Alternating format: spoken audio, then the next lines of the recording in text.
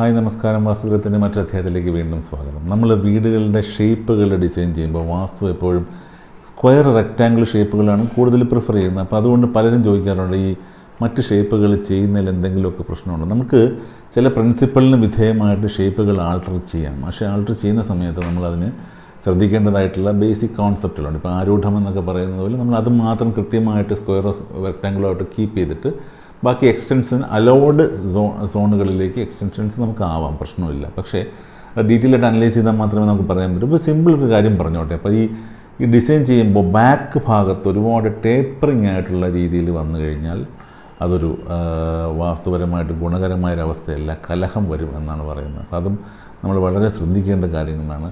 അതുപോലെ ബാക്കിൽ പിൻഭാഗത്ത് ഒരുപാട് വാതിലുകൾ വരാതിരിക്കാൻ നോക്കുക. വാതിലുകളും ജനലുകളും പിൻഭാഗത്ത് കൂടുതൽ ഒഴിവാക്കുക എന്നുള്ളതാണ് നമ്മൾ വാസ്തുവിൻ്റെ ഒരു അടിസ്ഥാന പ്രിൻസിപ്പിളാണ്.